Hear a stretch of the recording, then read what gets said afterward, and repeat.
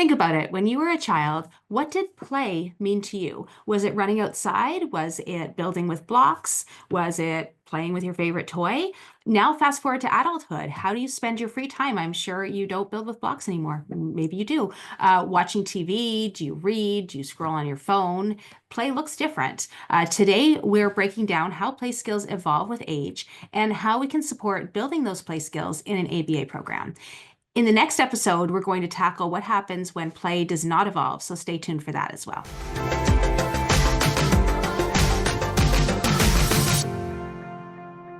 Hi, I'm Shira. And I'm Shayna. We're behavior analysts who create weekly content about how to teach kids with autism so that they make real progress. And we create shareable resources to make your job just a little easier. Today's topic is all about play skills and leisure skills. And if you want more videos like this, make sure to subscribe and hit the notification bell to stay updated on new video releases. So I recently went into an ABA program and I was consulting to a 12-year-old, and they were teaching the 12-year-old how to play with blocks and how to play with like a car ramp and doing a task analysis with that. And I looked at them and I said, well, he's 12. Why are you teaching the car ramp and blocks? And they said, well, because it says that we should be doing that, the VB map. Like it's a box on the VB map. And, it was really cautionary. I said, like, he's 12. We need to look at other play skills. And that's really what prompted Cher and I to do this podcast. Right. So play, for really young children typically develops very naturally. It involves a lot of exploration, creativity. Kids will learn a lot through play, and they go through, different stages of learning through play as they progress through the ages. But sometimes kids don't, naturally learn those things and progress through those stages. We can help support them and build play skills. And then at some point, we will likely pivot to teaching leisure skills, either in addition to play or instead of play. We have another podcast, episode 101, on teaching play in ABA. So check that out as well. So what is the typical development of play? We'll discuss what those stages are. The first one is really exploratory. It happens in infancy and early childhood. So if you think about somebody who is, a baby from 6 months to probably 18 months, where they're doing a lot of cause and effect things, they're exploring, they're putting things in their mouth. They really want to see what happens when I drop this or what happens when I bang this. And it's a lot of exploring their environment. The next one would be a bit more functional play skills. So a bit more shifting towards playing with purpose, right? They still may not be interacting with anybody, but it's things like putting things together, taking things apart, dumping a basket, putting things back in there, pulling apart blocks, trying to put them back together, building things. And that just leads towards that more functional play. And this is where if you're working with a student who is, somewhere between 2 and 4, you may still be working on things like exploratory play and functional play, and it would be appropriate for them to be learning how to complete puzzles and how to do shape sorters. And they're still learning from that, and you can still continue to progress with them through these stages of play, then that would be great. And we'll talk about ways that you can help support their learning these stages and learning to use play functionally. But again, when they're starting to be like 8, 10, 12, that's when you don't want to be teaching the functional play skills like blocks and puzzles and shape sorters anymore. I think it's one of my little pet peeves about older students who are still doing shape sorters. It's just like, why? If there's a purpose, great. Maybe they love shape sorters, but if they loved it, they probably would have been able to do it. But building it as an independent skill at that age, I'd probably move towards more of a leisure skill.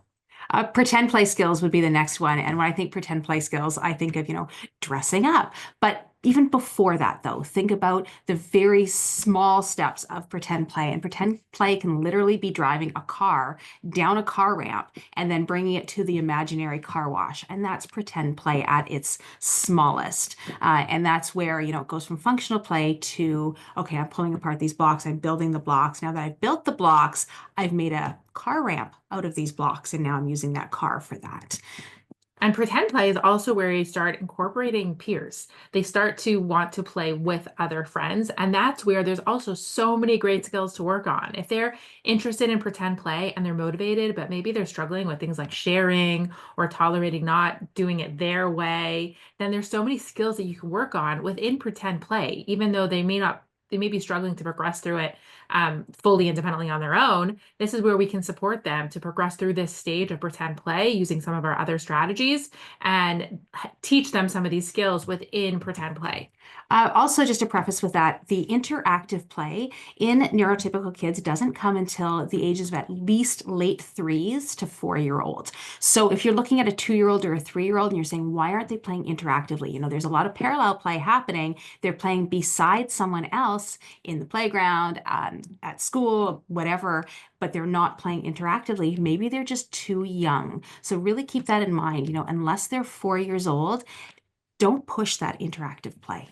But also, if they are 4 years old, but might be a little bit behind in their stage of play, you may still want to continue to work on parallel play Yeah. or solo play or functional play before expecting them to share the toys and interact with a friend because they haven't really fully mastered the independent part of Yeah, play. they may not be ready. Right. So some things are, you want to look at ages and stages, and sometimes you want to look at your student and say, like, where are they within this process and how can I build them?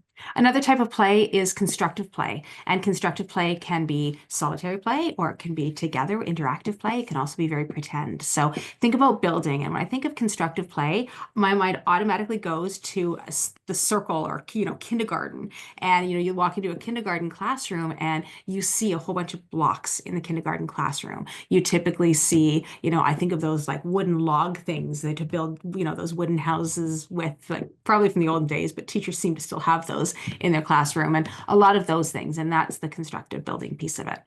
The next one is my favorite. I love when kids get to this age where they are so dramatic and their play becomes acting out everything they've ever seen in their life.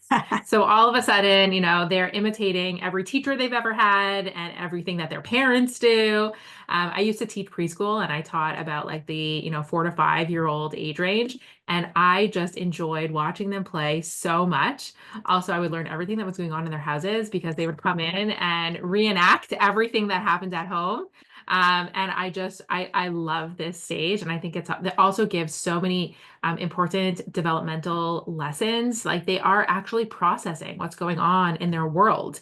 And they're trying things out and they're imitating and they're interacting and so many other wonderful skills are happening. I love that. I love that stage too. I have right now, I've got Elsa, do you want to build a snowman in my head right now from Frozen because my daughter used to act out that movie all the time. It was so cute. And then the next stage would be games and more games with rules. And, some kids are younger when they talk about this, and they're not two, but some kids, might have games with rules or develop their own rules by the time they're 5, and other kids don't really play games with rules until they're 8 or 10. But, games with rules could be things like board games or sports games, that kind of thing. But it can also be, I'm not sure if you've ever heard kids on the playground, but they'll make things up and they'll say, okay, so we're going to play with everybody who's wearing a blue shirt is going to go over here, and then we're going to have these people who are this are going to go over here, and that's them starting to make up rules within games. So as we said earlier, we have a whole nother podcast on how to teach play skills, but some of the tips that you'll hear there are things like embedding play in natural routines. Like if you're going to anyways be taking a bath at the end of the day, like make it fun and make out a pirate ship and blow bubbles. And those are great ways to teach play within a natural routine.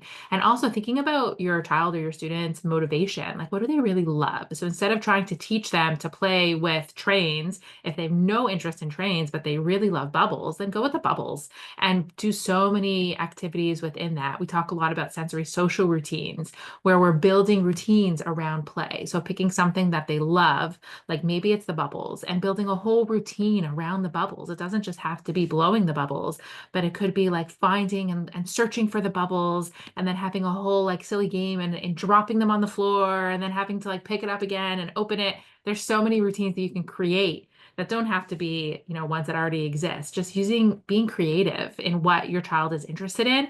And then working a lot on modeling, like the more, even over the top that you can be, that they're looking to imitate you and they can look at you and laugh. You're building these imitation skills, and imitation is a huge part of play because if they can imitate you as an adult. They'll eventually, hopefully, be able to imitate a peer, and then go to generalized imitation, which is how they play all the games that they're going to end up interacting with socially. So there's so many great ways to build play skills if your child is progressing, through these stages of play. I think about for younger kids, sensory social routines. So that Early Start Denver model talks about sensory social routines. And I could talk for hours on how to create sensory social routines, what they are, and everything else. So we're going to do a podcast on that in a few more weeks from now. So stay tuned for that as well. But that's another way to create play. So what really is the difference between, play and leisure skills? Play is usually more developmentally sequenced. It happens spontaneously. Like kids will make up, like Shane was saying, the rules of play, and we're really curious about this, so we're going to make it into a game.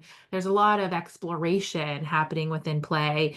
It seems very natural. If you ever watch like a child develop through these stages, you don't really have to always tell them what to do. They're just have this curiosity that drives their play. Leisure skills are a little bit different in that they're typically what an individual chooses, like for enjoyment, for relaxation, during free time. It's not limited to childhood.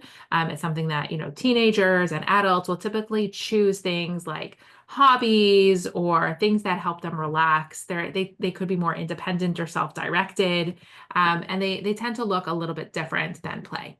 It's also really important if you are teaching a youth or an adult, really look to see if they have leisure skills. And we talk about life skills all the time with teens, but we don't talk about leisure skills necessarily. But we need to make sure that people are able to continue with engagement and structure throughout their lifetime. And can they entertain themselves when they're older, not with a shape sorter, but with something more functional, and not necessarily a screen, right? So, we've actually taught one of our students some crochet. She loves it. She just loves doing things with her hands, and she's really good fine motor, and she can do that for hours, which I think is such an old granny skill, but she loves it, and it helps keep her occupied, and it provides some structure for her. Also, sometimes when we move towards leisure activities for some of our students, they don't know what to do. Like they don't know how to fill their time. All of a sudden, they're given choices. Like, what does that mean? I've had to be in this classroom and do everything this way.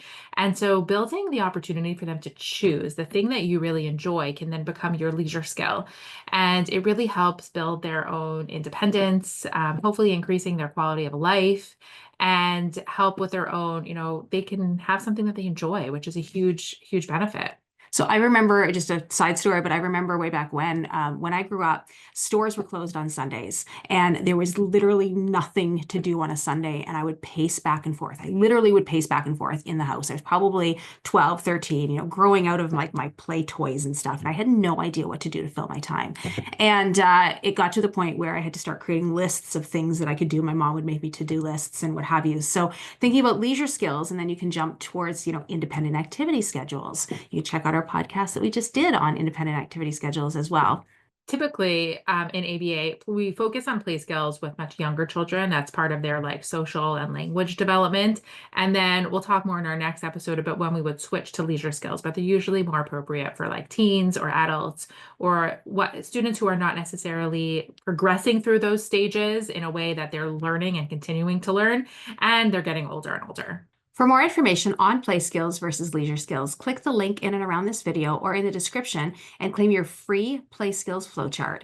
We also encourage you to subscribe to the channel so that you don't miss any future videos, and leave a like and comment below if you have further questions.